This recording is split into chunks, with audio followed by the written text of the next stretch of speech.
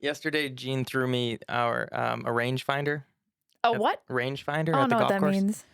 You can use it to measure distance to see what club to use. Okay. And Measure balls. it's brand new, and I didn't want to break it. So he tossed it to me, and I had a club in one hand, and I didn't want to like catch it and smash it with the end of the club. So I tried catching it with one hand, but I didn't want to drop it. So I like tried to catch it with my body, and it hit me right in the nuts. Okay.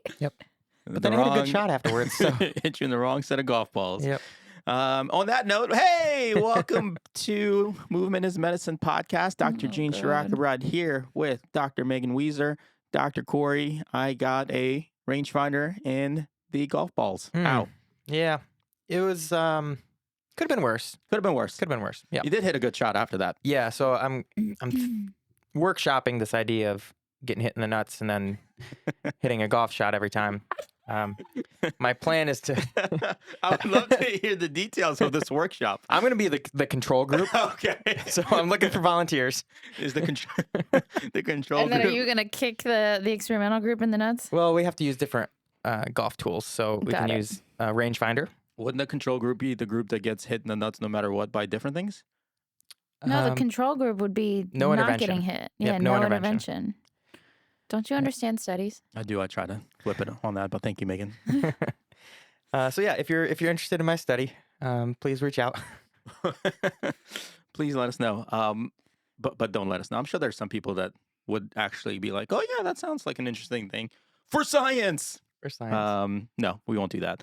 Let's just talk about golf the whole episode. Ugh, I'm out of here. Megan wants to golf. Megan does want to golf. You said it yesterday. I did not. I said I would golf. People, leave a comment below. Is that literally not saying I want to golf? No, that's not. The intention behind that statement of I would golf is I would want to golf. No, Is it's there a not. follow up? Is there a finish, like a finishing phrase to that sentence, or like I would golf, but or No, I mean, I don't know. I've never done it. I don't know anything about it. What are so golf is obviously big for us because we're doing a lot of golf performance here. What do you guys like to do for hobbies? I don't think we ever talked about that. Like what do you do outside of Really? working out and it's just so they can all get to know us. people want to know the things you do, Megan. I travel. Okay.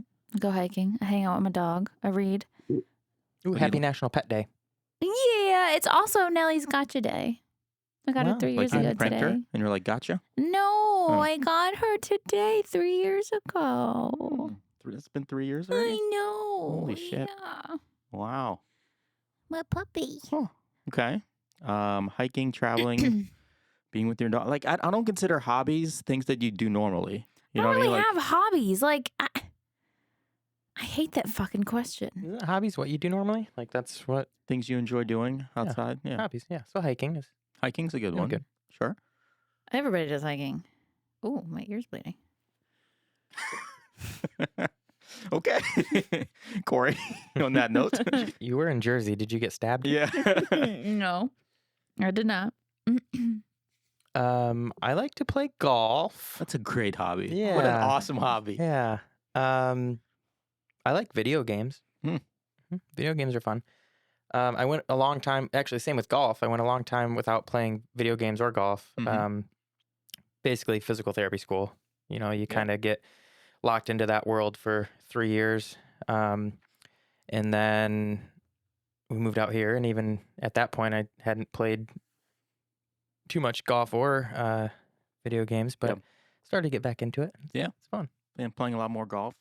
It's been good. I like video games too. It's golf is tough because of the time commitment. Like you need Yeah. even if you're playing 9, you need a couple hours to play. If you're playing 18, depending the group, if you have like 4 people, you're there 4 hours or so. Jesus Christ. Yeah, it's a long time. Yeah.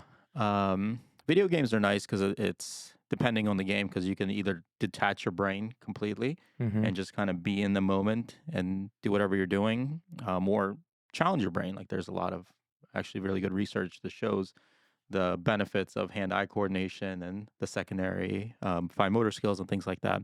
I told you guys I learned how to read playing video games. Pokemon, yeah. You did share that. Yeah.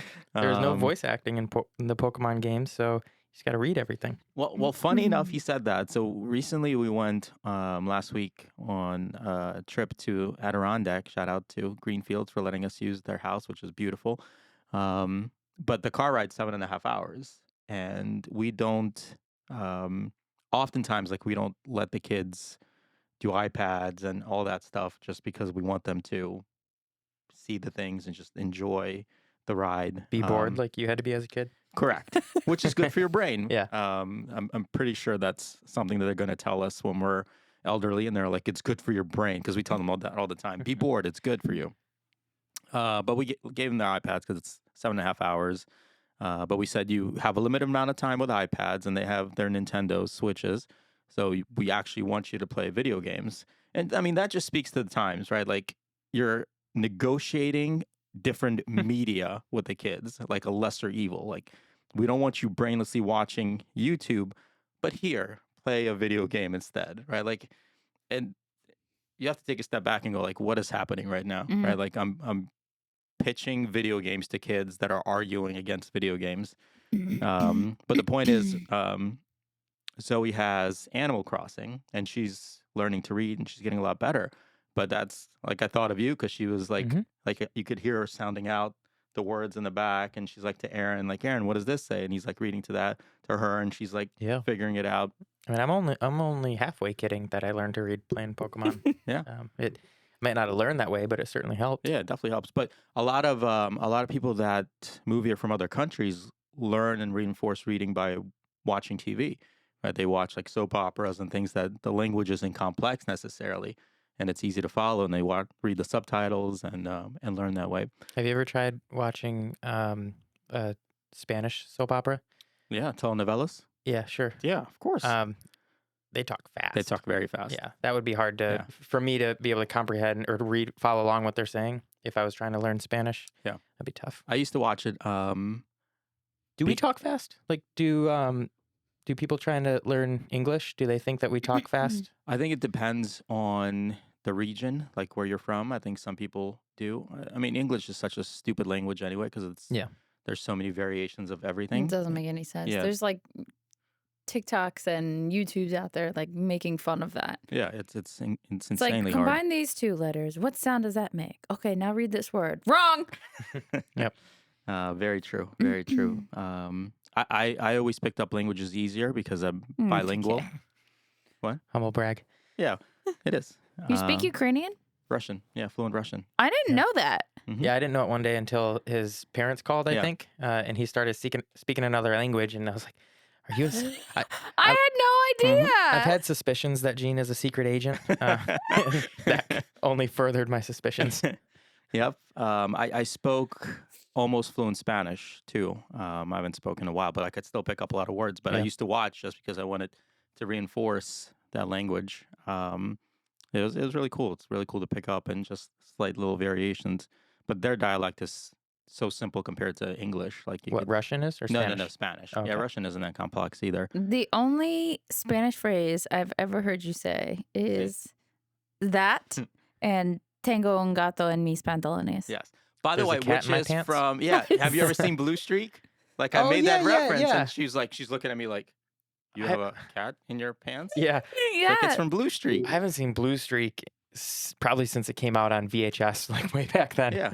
So shout out if you watch Blue Streak with Martin Lawrence. It had an early Dave Chappelle when he was still young. Yeah, I remember thinking that movie was really funny, and I bet you I had no idea some of the jokes that they were really It saying. is absolutely hilarious, like stupid, Yeah. but it's so funny.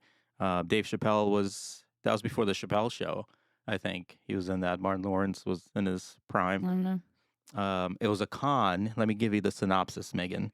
Martin Lawrence was a criminal, and he was stealing a diamond, and he got caught. But as he was running away from the police, he hid the diamond and then went to prison. Then he got out of prison, and where he hid it became a police station. So he pretended to be a police officer in order to get the diamond, and then hijinks ensued. Got it. Very, very funny. Very, very funny. We should probably talk about like something relevant at this point. I think we're right at our usual number of minutes. Wait, did you say your hobby? My hobby? Yeah. Recently, golf Golf. for sure. I've always liked golf too. I haven't played consistently until now for 3-4 years. Yeah. COVID obviously made things like having a business during COVID. It was a nearly impossible thing. So like there's no time Yeah. for hobbies. Like children, business, and then somewhere in the middle is hobby was survival. That was the hobby. Survive. Golf. I like golf. I like golf a lot because one, like you don't play golf by yourself. Like you could to practice, but I like that you're there with It is very social. people that you want to spend 4 hours with for the most part. It's nice to be outside. I like you're out and about, especially now that it's nicer weather. I like video games too. I think one of the reasons I like golf is it's something to try to get better at. And I think when you're growing up, you're trying a lot of different things, but then adulthood comes around, and I don't know, you just have to be an adult. And taking the time to try to get better at something is a good skill to do. And we always say try new things, and I think golf is a lifelong opportunity to do that. Yeah.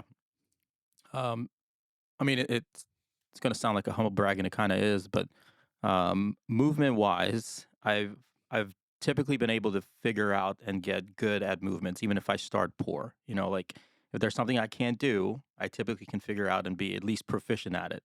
Golf is still one of the few At things. least proficient. I'm a highly skilled athlete, Megan Weezer. Let's watch you snatch and clean and jerk. Yes, I am proficient at it now because I've been doing No, you're more, not. What's more the of it. definition of proficient? Yeah. Able to do it without harm or injury. Okay, well then that's fair. Golf is Competent or skilled in doing or using something. yeah, exactly. I would call myself competent in the snatch, up to a certain weight for sure. Golf is still like what's frustrating is I know exactly how to do it, right? Like I know exactly But what your should be body done. doesn't listen.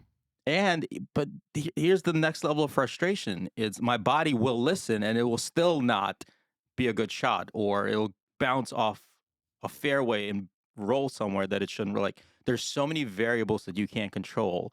There's an excitement to truly every single time you swing the club, you have no idea what's going to happen, and you have to adjust accordingly to that. Hmm. And I think that there's this constant sense of newness, right? Like a new challenge every single Yeah, you time can you swing play the club. you can play the same course and have vastly different results. I mean, the Yeah. Masters was this weekend, Yeah. and they played the same course basically, and one round they'll shoot 64, and then the next they shoot 76, and that's a big difference for them. For professional golfers, that's just interesting. And I was texting Corey during the Masters because it was so challenging for professional. Like these guys spend literally all day, every day practicing golf, and then watching them struggle and be frustrated. Like you see professionals struggle, like baseball players strike out all the Yeah, time. receivers drop passes. Yeah, but but that's a lot of times not based on them. There's a Yeah. pitcher throwing the ball, there's a quarterback throwing the ball, and defenders. people it's trying to literally- tackle them. Yeah, you and the ball. The ball is not going anywhere, right? Yeah, It's I like- guess it'd be like here it is. missing free throws. Like those are uncontested.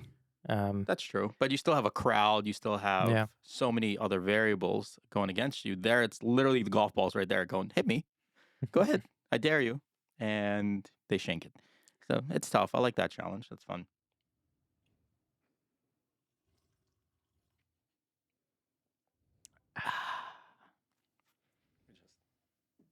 Lost so many viewers and listeners.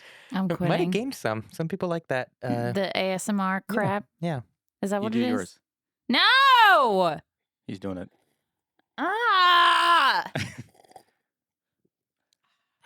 No one sips coffee like that. We just did it. Twice. Yeah, but that was just you doing it for the sound. No one actually slurps coffee. Do you slurp soup? No, I don't. Yeah, if you're at a restaurant, and do you just like keep spooning the soup until it's gone, God, or do you it's gonna- spooning. or do you pick up I the wasn't bowl, laughing at that, but or do you pick up the bowl and drink it? What do you do? depends what it is. Yeah, pho is really tough because a lot of times I eat that with chopsticks, right? Because to get the noodles and the meat. And Fork work well. Yeah, and you have to slurp because you're getting the noodles in, so you kind of get that everywhere. But I mean, like, just you're down to the broth. Yeah. Or even if you just ordered soup, do you take a spoon the whole time, or do you drink it, like pick up the bowl and drink it?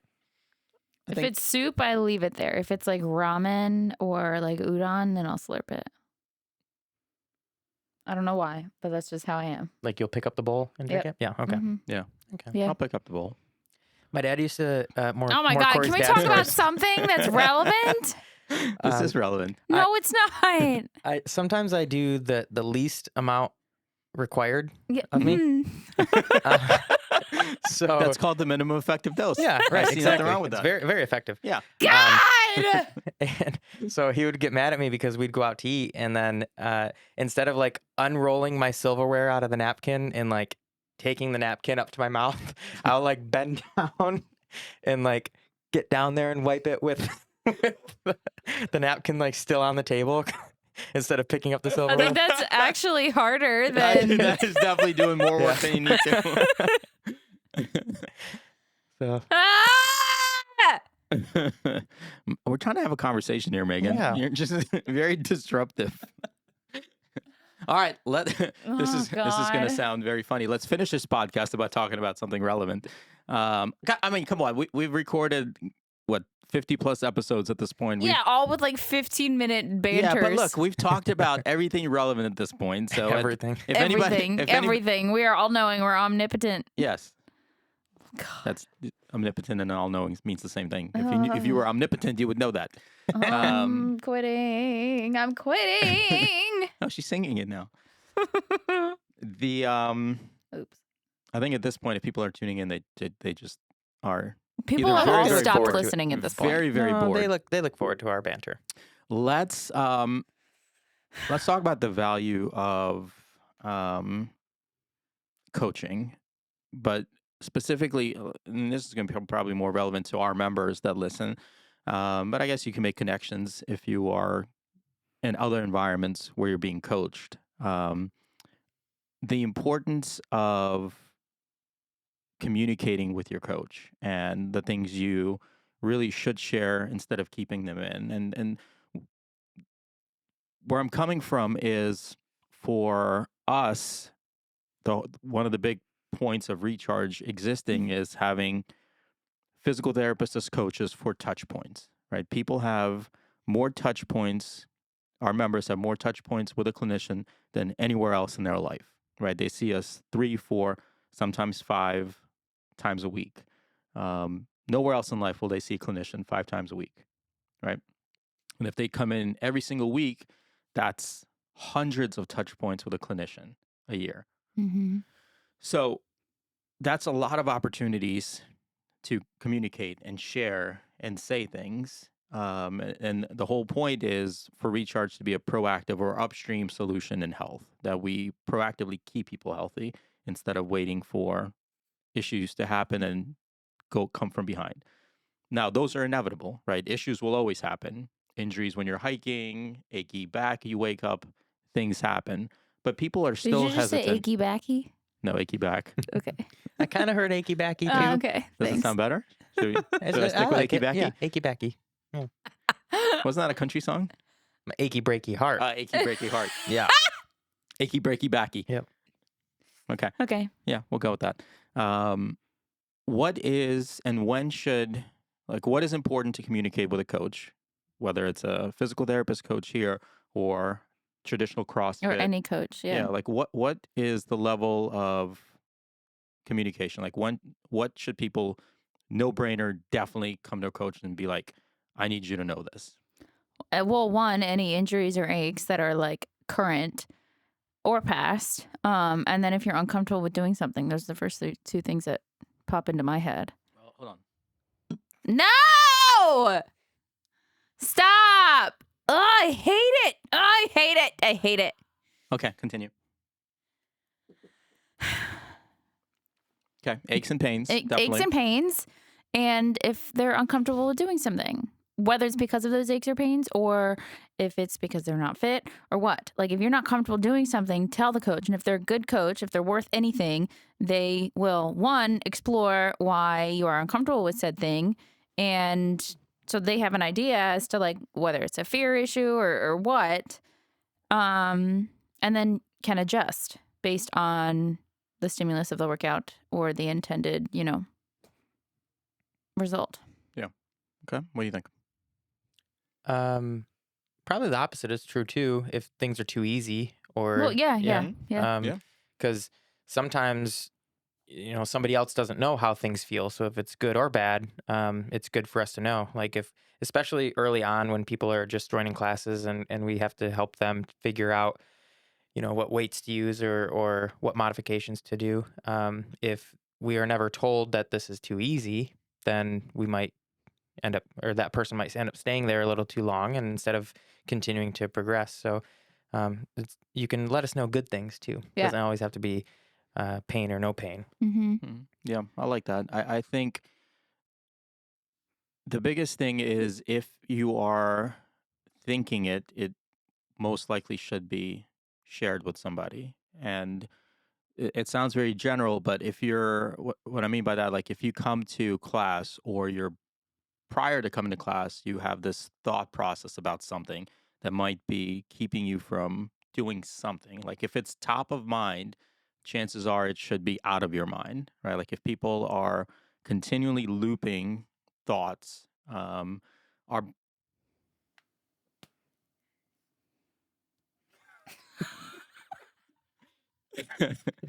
okay. Carry on. You know what would have been funny if Or like he if just you kept ripped pulling- like an entire seam out of Yeah. his, Yeah, Hoodie. this has Holy been. like straight up. Why did you do that? Well, it's been doing that like for That's a not while. very good. So No, that's a recharge sweatshirt Yeah. too. yep. You can make it your new style. That's There you weird. go. Play with that. Mm. If you I lost whatever lost you're track. saying. So our brains fill in narratives. It's part of our survival instinct that if there's a cause, we need to find a effect, and vice versa. If something happened, we need to try to find a cause for it to try to prevent that from happening again. Right? That's a basic survival instinct. If your back hurts, people do whatever they can to figure out why is my back hurting, right? And that's a cause and effect strategy. And when there is not information to fill in, people will do what is common sense, right? They'll do their best. Your brain will create the likeliest scenario of why that could be. And for most people, it's the most recent thing. That's called a recency bias. The most recent thing is always top of mind. So if you're working out or moving, if you worked out and lift heavy weights and then your back is hurting 2, 3, 4 days later, the natural connection is I worked out, so my back hurts. What gets filtered out is I went on a 4-hour, 5-hour, 6-hour car ride. I went on a 3-hour hike when I haven't hiked before, right? Other things that are not as challenging or emotionally impactful get filtered out, so people take that away, right? And that's one of the jobs, I think, of coaches, particularly clinicians, is to say, tell us the story. Give us the full picture, not the things that you think are important, which is, I think, is the true separator of great coaches and great clinicians, is tell me everything, and then helping people to be Put the story together. exactly, to be a better narrator of that, because everyone, regardless of who you are, is a terrible narrator of stories. Well, that's like from the clinician PT side of things, like He did it. what just happened? He ripped it off. No, it's No. almost there. It's there. Corey's just ripping his clothes. Just not even off. He's just ripping them. Typical Tuesday here. From the clinician side of things, like I think I took a Con Ed course and they said something along the lines of like it's our job to show the patients that they're improving. not theirs. Hmm. So, like, us bringing attention to details that the patient probably thinks is insignificant. So we're kind of, authoring that story in a way. Like a patient might not recognize, like they might think, oh, I still have pain when I drive, but if you ask the right questions, you find out like that pain doesn't come on now for 30 minutes of driving, whereas when they first came in, it came on within 5 minutes of driving. Like, then you highlight that. Yeah, Um, for sure. I started thinking about this literally because of the drive to Adirondack, and it was a 7.5 hour drive. And I mean, we had two stops at most, so it was a pretty easy drive. But I was sitting 4 or 5 hours in one chunk, and my back started to get really, really sore. And as I was doing that, I was like, I can see people going on this drive having similar back pain, being stiff and sore because people are not very good at total volume, right? Calculating total volume. So if you're sitting in a car in a similar position for 5, 6 hours, that's literally thousands of pounds and percentage of force and load on tissues that are not used to having that. Right. So people are not very good at making that connection. And then oftentimes simplest things make the biggest difference. So if you're sitting for 6 hours in this flex position, going in the opposite direction, doing some extension, creating a novel input for your nervous system, changes that and you feel better. But people don't do that, right? They create the connection of something hurts, therefore I need to stop everything to avoid that versus or creating that a they did plan. something wrong. Like, no, you didn't do anything wrong. Like, it's just a spike in a different activity that your system was exposed to. Yeah. What's the biggest benefit of a coach? A similar flip side of that first question. Guidance, accountability. Accountability Solid. was Yeah. my first thought. But guidance, I mean, clearly makes a lot of sense. We're there and like every single day explaining and demonstrating the movements, guiding them to what the intended stimulus is. So, uh, coach in our world, that's a good descriptor. Yeah. I'd say something along those lines. Like to me, it's always the coach. The biggest benefit of a coach is to be the person that gives permission, right? To say this is okay or vice versa. Because I think that's what people need, right? People are quite often uncertain and insecure, whether it's movement or otherwise. And they need an authoritative figure that they trust to say, this is okay. Mm-hmm. And then, I mean, trust builds when they say okay and the person does it and they see the positive Yeah. benefit, right? So the positive reinforcement based on that that feedback. So I think having that over and over and over again, it's super important. The way I always visualize it is like, you ever see those movies when somebody goes on a trip and the movie shows the map and you see the car, like the red line moving? Mm-hmm. Like that's kind of what I always visualize when somebody comes in uncertain. I know they're starting here and they want to go here. Like they're starting in Maryland and they want to go to California. Mm-hmm. And the route they want to take is like zigzagging across the map when all you have to do is show them the straight line. Right. And people will zigzag. They'll get there eventually because most things are time limited. Right. People will Yeah. figure stuff out. Your body will figure stuff out usually, but you can certainly create a much straighter destination for them.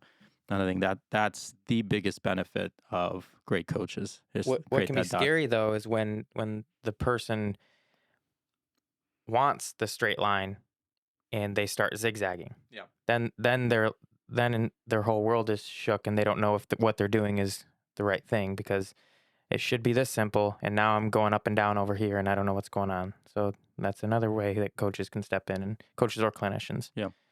That's a great point. I think that's why most people drop off, right? Mhm. Whether leave or self discharge or whatever you want to call it, depending on your situation, is that you're creating that straight line, but you're going here and it's just the smallest oscillations. It might not even be north and south, it's just Well, in little both tiny bits. cases, it's inefficient ways of trying to get to where you want to be. And then you get frustrated thinking you're not making any progress at all. And then you drop off. Yeah. I think that's the hardest thing for clinicians and coaches is we in a way know the destination, right? We've seen it hundreds, in my case thousands of times, and you know everything. that's going to play out, or close to it, because you've seen it so many times. Yes, everyone is a unique individual, but so many of these issues are, might not be the same song, but it's the same rhyme, right? There's a consistency to it, to the pattern of it. And I think that's why really ask the first question comes down to communication, right? Mhm. You being able to connect with the person and as a coach and hear them, not dismiss what they're going through and what they're feeling, and help them understand and saying, look, the things I'm going to tell you now, you'll logically understand it. You'll logically get that you're here and you need to go here. Most people are smart enough to know that, but this is not a logically dictated decision or journey, right? It's emotionally guided in so many ways. And you can't, like, the GPS doesn't go in the next turn. If you feel like it, make a left, right? Or you know what? Fuck it. I don't feel like giving you directions right now. Figure it out. Like, the GPS doesn't care. It just gives you the best destination possible, right? And I think coaches need to be that in a way, which makes it so hard. Humanizing it. Exactly. And treating the person as a person instead of going, hey, dumbass, you're going to be fine if you listen to me. Listen, just listen. But we can't do that because people are not stupid. They're just people. Like, we all suffer from the condition of being a human. It's a terrible condition. People are the worst. Absolute worst. You guys are fine. You guys, Yeah. you're good. If you're listening or watching this, you guys are great. Yeah. Everyone else, just the worst. Just the worst.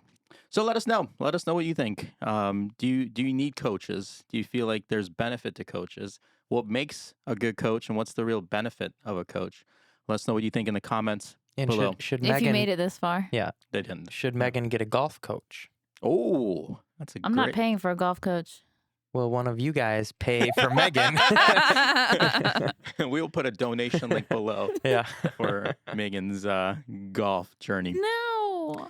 If you're liking the golf stuff, head over to YouTube. If you're watching on YouTube, just check out our current videos. We got a lot of golf content already and coming. You could also go to our website. We got a bunch of golf things there, including golf programs that you can purchase. Will they be better golfers if they purchase our programs? Just tell them the truth. Tell them the truth. They will be more powerful and stronger and have better mobility. Correct. So Mhm. you'll be able to hit the ball further. Which fairway it goes into, that's Yep. between you and God. Our little phrase is we'll get you to we'll get you to the green quicker so you can 3-putt sooner. That's what we're doing. That's what we can guarantee. We will definitely do that. All right. Thanks for tuning in. We'll catch you again on the next episode of Movement is Medicine podcast from Recharge.